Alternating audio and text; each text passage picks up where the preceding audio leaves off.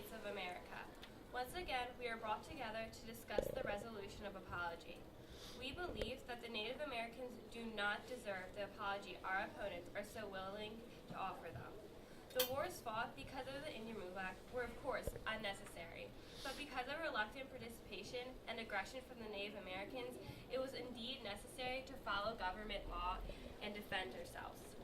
We understand that numerous deaths occurred on the Trail of Tears and during wars fought as a result of the Indian Removal Act, but these deaths could have been avoided if the Native Americans had been willing to cooperate with the United States government. In all wars, lives are, as a consequence, lost, but the lives lost were for a just cause, expanding our nation for the betterment of every American citizen, even those opposed to the Indian Removal Act. To further our case that the resolution apology should not be passed is that the morals and constitutional rights which the opposing team esteems so highly can be interpreted in many different ways. So Congressman, before you vote, please consider every aspect of how the Indian Removal Act has positively affected your very own lives. My opponent stated that for every 2 Indians dead, 1 American died. Following that, my opponents asked a simple question: was it worth it? I challenge that the death of some Americans were absolutely worth moving the Native Americans west of the Mississippi River. If you look at how far this country has come, what happened over 150 years before we all were even born was completely necessary. I now respond to my opponent's question with one of my own. Would you rather live in an overcramped country with a struggling economy, or an uncrowded country with a blossoming economy and lots of opportunities? Furthermore, it's not like we moved the Indians to another continent. We only relocated them to another part of the country, which is perfectly reasonable. In fact, the Indians even had more land than the Americans themselves, as more land lies west of the Mississippi than east. We hold these truths to be self-evident, that all men are created equal. These words are written in the Declaration of Independence, and yesterday, my opponent also spoke these words. It was also said in their speech, we are denying them their constitutional rights. This, however, is false. In Article 1, Section 2 of the Constitution of these United States, it articulates that it excluded Indians not taxed from voting in a presidential election or a congressional race. So how can you say the Indians have constitutional rights when stated in the Constitution that Indians had no rights at all? Obviously, the quote, all men is referring to the all-white landowning men, which does not include the Native Americans, who were considered savages.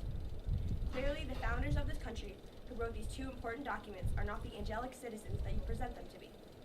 What kind of people would make a promise that we knew we would not keep? My opponent asks, but yet, while all men are created equal, at the same time, the selection of these men who were included in upholding these rights was a very minor, small percentage. Thomas Jefferson owned over 200 slaves. George Washington, our first president, owned 10 slaves when he was younger, and by the time he died, he had over 300 living on his plantation. You say that it is inhumane that all these Indians were moved when some of the most respected men in our country's history owned over 500 slaves combined. These men were both landowning Caucasian men who fit into the minute group that words written in the Declaration have the means to recognize. Our opponents might argue that the Creek War wasn't necessary, but in fact, it was.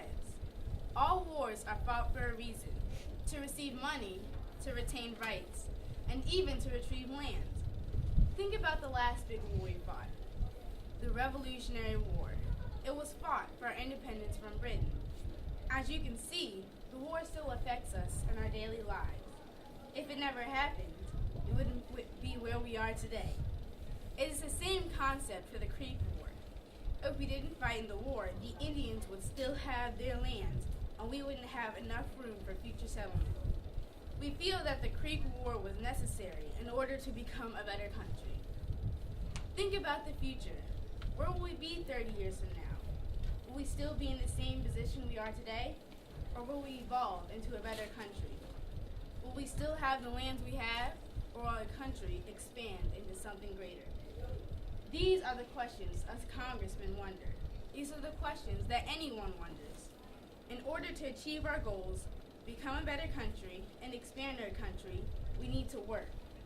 No one is just going to give us a couple million acres of land, or give us the secret to build more enhanced tools and resources. We need to work, and that's going to involve plenty of things we don't want to do. such as fighting in wars and reclaiming land.